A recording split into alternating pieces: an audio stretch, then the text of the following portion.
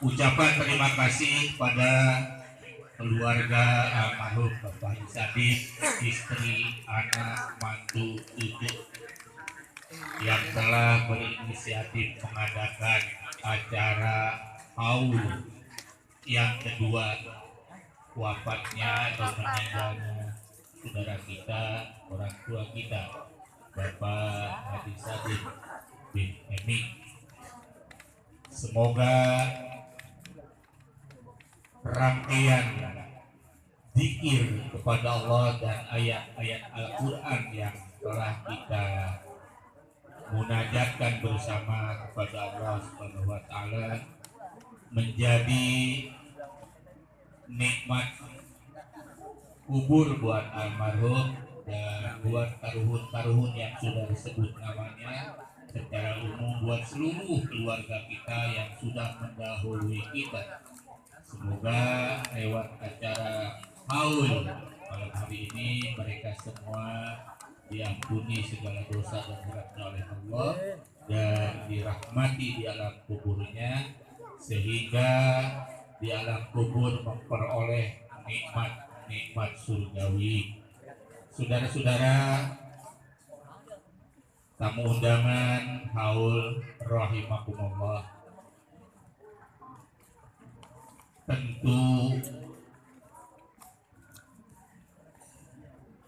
kegiatan yang dilaksanakan dalam acara haul kedua almarhum, jika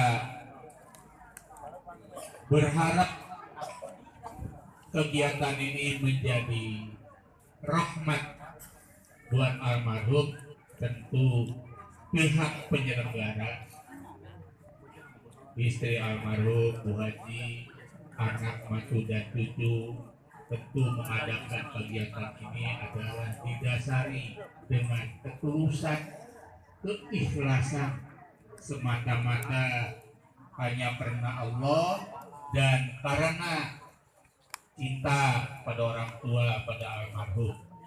Tidak ada motif lain dan tidak ada tujuan lain, jauh daripada rasa ujub, takabur, sum'ah, riya, karena itu semuanya adalah tidak membawa manfaat atas segala yang sudah kita korbankan pada kesempatan malam hari ini. Saya percaya dan kita semua percaya bahwa keluarga almarhum, anak, mantu, cucu berkat bimbingan almarhum, sehingga anak, mantu dan cucu almarhum adalah orang-orang yang memperoleh ilmu pengetahuan agama, yang taat beribadah dan patuh kepada perintah Allah, menghormati, mencintai kedua orang tua. Saudara rahimakumullah, kalau kita melihat, menyaksikan ini, acara ini kan diadakan di hadapan kuburnya almarhum yang hari ini, malam ini dirayakan haul kedua. Yang pertama, agar kita selalu ingat ketika melihat kubur, cepat atau lambat kita pun akan mengalami hal yang sama, akan menjadi penghuni kubur juga pada saatnya. Kemudian, kenapa dalam Islam diperintahkan ziarah kubur yang awalnya dilarang?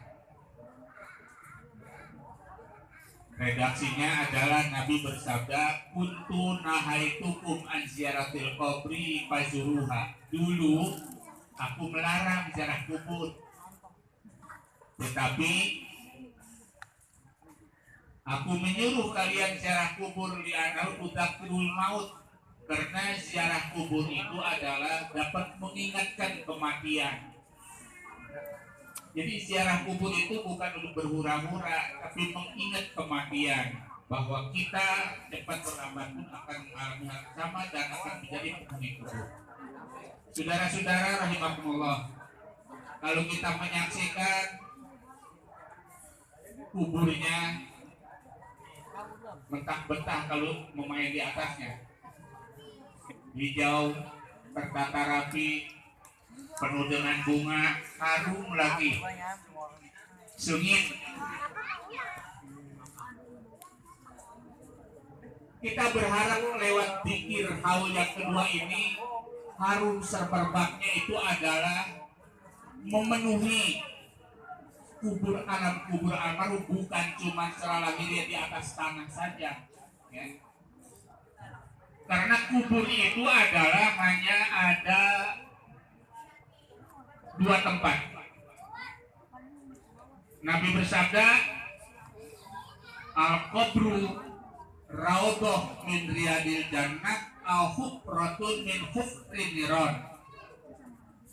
Kubur itu hanya dua pilihan. Bisa jadi kubur itu adalah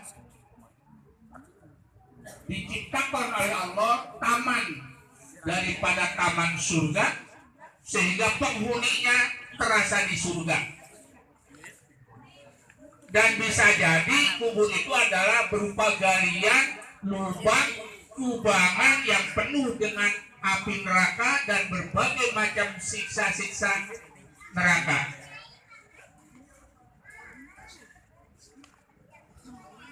Sekarang kembali kepada kita. Kita yang masih pada hidup, apakah mau kita menciptakan kubur kita nanti raudhah min riyadil jannah atau hufrah min hufrin niron? Ketika kita nanti dikubur oleh keluarga kita, diantar ke kubur, kita berharap apakah kubur kita itu menjadi taman yang indah, bagian dari taman surga, atau tempat kubangan yang penuh dengan api neraka. Itu semuanya kembali kepada kita sekarang. Saudara-saudara, apakah kepengen menjadi taman surga kuburnya? Upayakan dari sekarang. Sekarang adalah saat dan waktu yang pas untuk membuat kubur kita taman surga. Atau kamu dijadikan kubangan yang penuh dengan api neraka sebagai siksaan? Kembali kepada kita. Artinya, kalau kita berharap kubur kita itu nanti menjadi taman surga yang indah, betah, tidak berharap cepat-cepat kiamat, maka tentu untuk menciptakan kubur sebagai taman surga adalah dengan amal-amal yang soleh, ketaatan kepada Allah, ketakwaan kepada Allah. Itu yang menjadi nanti kubur kita taman surga. Melaksanakan apa yang diperintah Allah dan meninggalkan apa yang dilarang Allah. Berbuat baik kepada sesama manusia, baik sikap, ucapan, perbuatan adalah baik, maka itulah yang menjadi bekal kita untuk mati, dan itulah yang insya Allah akan dijadikan taman surga. Jadi taman surga itu adalah tidak tiba-tiba, tergantung usaha kita. Sholat 5 waktu kita tidak melalaikannya, berjamaah setiap waktu sholat fardu. Kemudian kita sempat mengikuti ta'lim. Kan jalan dari rumah ke masjid itu adalah dapat menghapuskan dosa dan menambah pahala.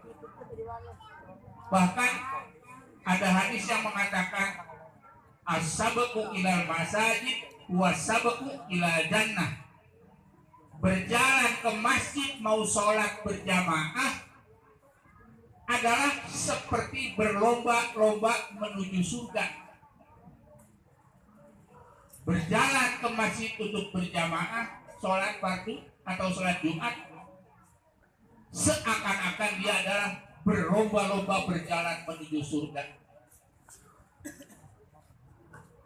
Itu adalah upaya-upaya kita untuk menciptakan kubur kita di taman surga dengan amilus sholihah. Berzikir kepada Allah, sisihkan waktu untuk baca Al-Quran, untuk bersolawat. Sholat fardu dilengkapi dengan sholat sunatnya rawatib, qobliyah, ba'diyah, apalagi kita sempat sholat malam. Selain itu juga di dalam berinteraksi, bertetangga, berteman, membuat orang lain menjadi nyaman, tenang. Artinya tidak ada ucapan-ucapan dan sikap kita yang membuat orang jadi gelisah, jadi tersinggung, jadi tersakiti hatinya. Itu adalah amal soleh. Itu upaya untuk menciptakan kubur kita menjadi taman surga. Almarhum orang yang giat ketika hidupnya, orang yang semangatnya tinggi untuk dunia, demikian juga untuk akhirat, bekerja keras sehingga mampu mengantarkan anak-anaknya menjadi orang-orang yang memiliki ilmu pengetahuan. Itu adalah berkat dari bimbingan dan semangat kerja keras almarhum. Artinya almarhum meninggalkan anak mantu yang soleh, yang berilmu, beribadah, taat kepada Allah, bersikap baik, berperilaku baik kepada sesama. Maka selama anak-anak dan mantunya itu, anak-anaknya itu adalah masih hidup, maka kebaikan yang dilakukan oleh anak-anaknya berkat bimbingan almarhum, maka pahalanya mengalir kepada almarhum. Oleh karena itu bukan cuma sekedar kita setahun haul saja kita berpikir berdoa. Tapi ajaran agama kita mengajarkan bahwa mohonkanlah ampun kepada Allah buat orang tua kalian. Seperti halnya ada zaman Rasulullah SAW, ada seorang laki-laki dari Banu Salamah datang kepada Rasulullah SAW. Lalu laki-laki itu bertanya, "Ya Rasulullah, hal baqiya min biri abawaya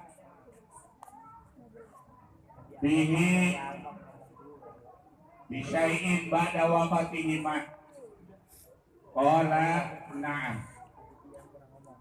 As-salatu alaihima wal istighfaru lahuma wa infadu ahdihima wa silatur rahimil lati la tusilu ila bihima wa ikramu sadiqihima. Artinya laki-laki bertanya kepada Nabi begini, "Wahai Nabi, wahai utusan Allah, masih adakah kesempatan buat kami, buat saya untuk berbuat baik kepada kedua orang tua kami dengan sesuatu kebaikan padahal dia sudah meninggal? Kalau dia masih hidup, saya bisa berbuat baik dengan sesuatu berbentuk materi. Mungkin saya bawain makanannya, kedoyan dia, pakaiannya yang dia senangi saya belikan, dan lain sebagainya. Tapi ini orang tua saya sudah meninggal. Apakah masih ada kesempatan buat saya untuk berbakti kepadanya?" Kata Nabi, "Ya, ada."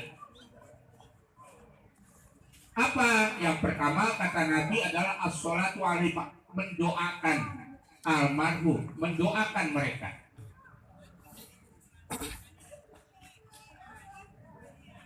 Wal istighfar lahuma, mohonkan ampun kepada Allah buat mereka. Jadi berbakti, berbuat baik kepada orang tua yang sudah meninggal adalah pertama dengan mendoakan agar dirahmati Allah dalam kuburnya. Yang kedua adalah mohon ampun kepada Allah buat mereka. Bahasanya anak-anak PAUD juga sudah hafal. Allahumma gfirli wal walidayya. Ya Allah, ya Rahman, ya Rahim, ampunilah dosa saya dan dosa bapak saya, dan rahmatilah dia, sayangilah dia di alam kuburnya seperti dia menyayangi saya ketika saya masih kecil. Kalimatnya Allahumma gfirli wal walidayya warhamhuma kama rabbayani shaghira. Itu yang diperintahkan oleh Nabi. Dengan memohonkan ampun kepada Allah, maka engkau termasuk anak yang berbakti kepadanya. Itu yang pertama. Kemudian wa in padu ahdihima, kalau semasa hidupnya almarhum ada wasiat-wasiat, ada janji, misalkan wasiatnya apa? Misalkan ada janji-janjinya dia kepengen atau mau berinfak, atau mau wakaf, atau mau jariyah, atau mau berbuat baik apa, belum terlaksana, sudah meninggal, keburu meninggal, maka janji-janji itu adalah dilanjutkan, dilaksanakan, dipenuhi oleh keluarganya. Maka keluarga itu termasuk yang berbakti kepada kedua orang tua, kepada almarhum, jika melaksanakan, meluluskan janji almarhum.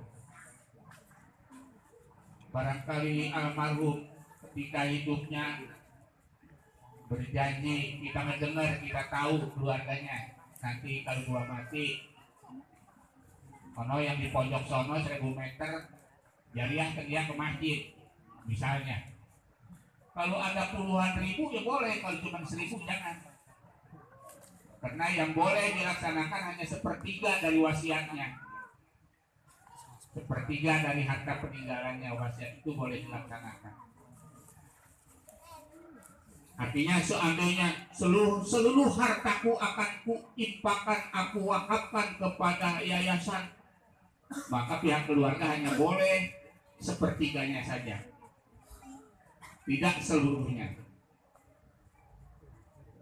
Kemudian berikutnya adalah termasuk berbakti kepada almarhum apabila silaturahim kepada keluarga kerabat almarhum dilanjutkan oleh anak-anaknya, oleh keluarganya, oleh ahli warisnya.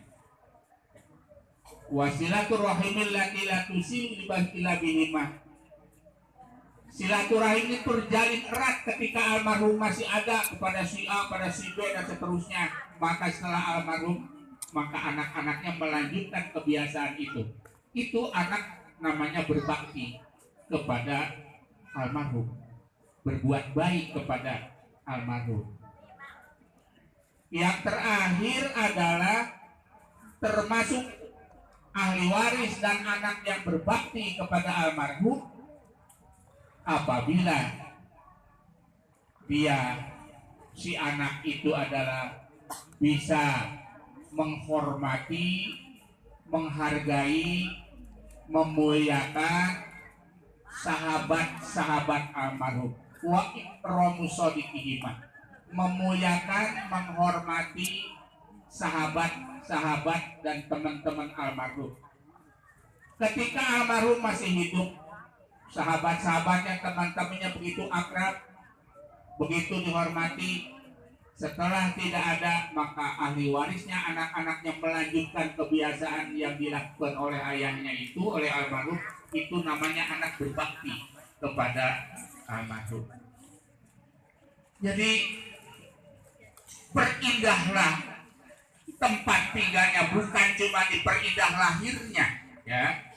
Lahirnya indah dilihatnya seperti ini, tapi tempat yang hakikinya, tempat dianya yang kita perindah. Dengan apa? Dengan ayat Quran, dengan sodako, dengan tahlil. Apa artinya kuburan seperti di daerah mana, Karawang sampai miliaran? Kalau penghuni kuburnya adalah orang yang tidak beribadah atau tidak pernah ada kiriman doa dari keluarga, dari apa, dari anak mantu. Jadi Pak Haji berharap kalian memperindah ya, sebagai bentuk dan cinta kepada kedua orang tua, sayang kepada orang tua.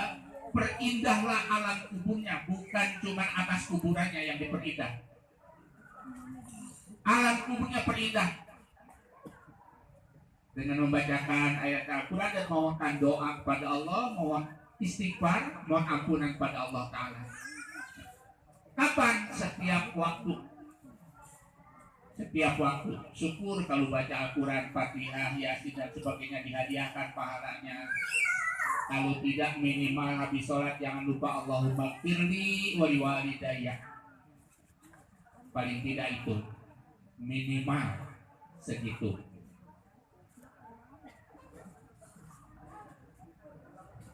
Ada sebuah hadis di dalam kitab Durratun Nasihin, itu di bab namanya di bab al-asqiya atau bab asyaqi, bab orang-orang menerangkan kisah orang-orang yang pemurah dermawan. Di situ Nabi bersabda, tasaddaqu an anfusikum wa an mautakum. Bersedekahlah kalian untuk diri kalian sendiri, pahalanya. Wa an mautakum, dan bersedekahlah kalian untuk pahalanya untuk orang-orang yang sudah mati, sudah meninggal. Walau bisyurbati ma'ik, walaupun hanya dengan seteguk air putih. Kalau ada yang butuh air putih, karena sedekah itu adalah sesuai kebutuhan. Orang yang kagak butuh kurang pahalanya. Sedekah kepada orang yang setiap hari makan daging, kita sedekah rendang, dia setiap hari makan rendang. Kira-kira dia butuh apa enggak? Enggak. Berarti kurang pahalanya. Sedekahnya cuma bentuknya garam yang harganya cuma 1.000 perak sebungkus. Tapi kepada orang yang butuh, dia layak loyong warung ini nutup, warung ini dari apa? Dari garam itu udah sayur asam itu garamnya kagak ada, udah mau diangkat, ini warung nutup. Ini ada nih, sudah kok. Itu sesuai dengan kebutuhan, besar pahalanya walaupun hanya garam bentuknya. Apalagi yang bentuknya berharga kepada yang membutuhkan. Walau bisyurbati ma'in, sedekah maksudnya begini, maksudnya yang punya kelapangan, punya keluasan rezeki, tentu sesuaikan dengan kemampuan rezekinya. Yang sedikit ya tentu bersedekahlah dengan yang sedikit lagi, yang nilainya kecil lagi. Itu maksudnya surbati ma'in, seteguk air ya. Fa'ilam takdiru ala dzalik, kalau seteguk air juga tidak punya untuk zariah, untuk bersedekah, fabi ayatin min kitabillah, baca satu ayat daripada kitab-kitab Allah. Baca Fatihah saja 6 ayat, 7 ayat sampai 9. Baca fabi ayatin min kitabillah, maka baca ayat-ayat Allah, sedekahkan kepadanya, kepada almarhum. Kita tadi bukan cuma satu ayat, puluhan ayat dibaca oleh hampir 100 orang. Berapa pahalanya? Mantapnya dibang nyuguhin begini bakal gak rugi. Ngundang orang baca Fatihah baca itu sekian. Tapi kita juga jangan berharap sesungguh. Kita juga supaya memperoleh pahala. Sebab ketika kita baca di sini bersama-sama, bukan berarti kita akan dapat pahala. Almarhum yang dituju kita dapat berpahala, apa kita niatkan kita juga yang membaca berpahala. Begitu. Jadi tidak habis, tidak seperti bentuk barang. Kita punya satu botol, kita kasih ke orang, kita nggak bisa minum. Tapi kalau ayat Quran dihadiahkan, yang dituju dapat pahala, kita yang membaca juga dapat pahala. Gitu. Fa'ilam ta'lamu syai'an minhu atau min kitabillah, kalau satu ayat juga kagak bisa baca Quran, pada ubil maghfirah, ngedoa mah bisa, meureun minta ampunan pada Allah. Kalau orang bisa baca Quran,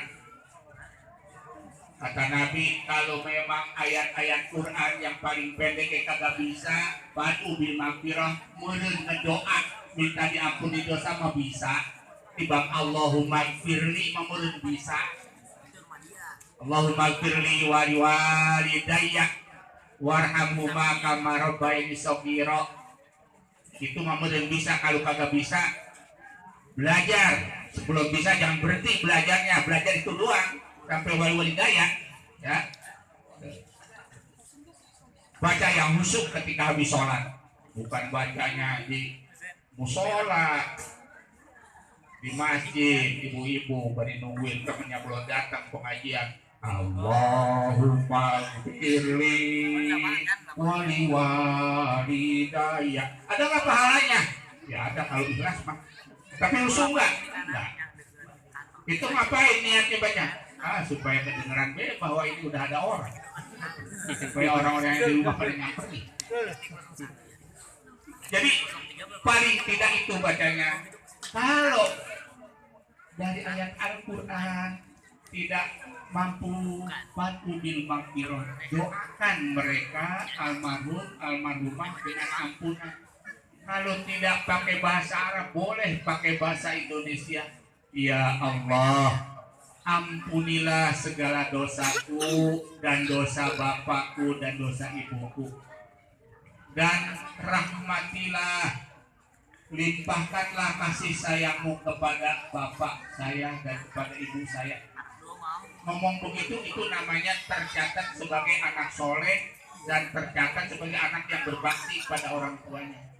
Enggak perlu mengundang orang itu habis sholat, kita baca sendiri.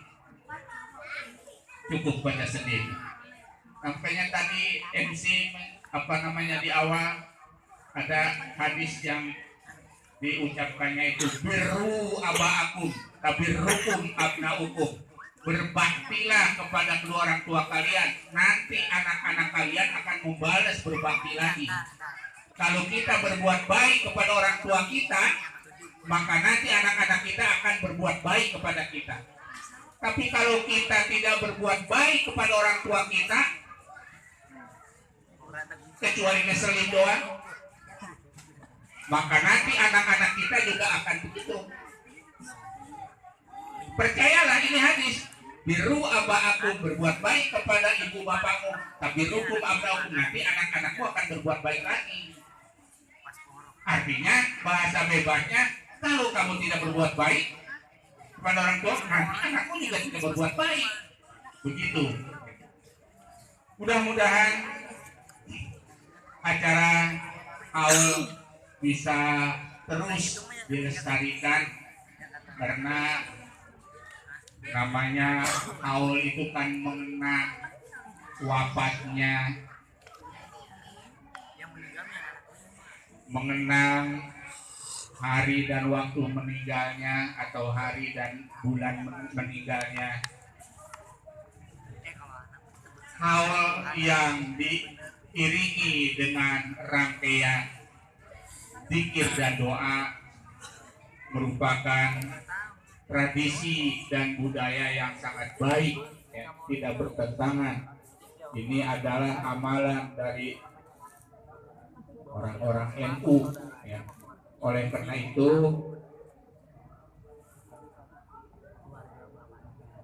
terus dilanjutkan nanti oleh ahli waris, dan kepada ahli waris, anak, mantu, cucu, dan terutama Bu Haji, istri almarhum, ya, memperoleh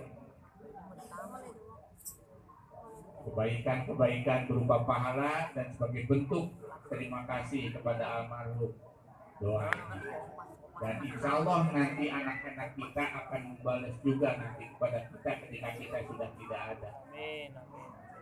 Ini saja barangkali para jamaah rahimakumullah, Terima kasih.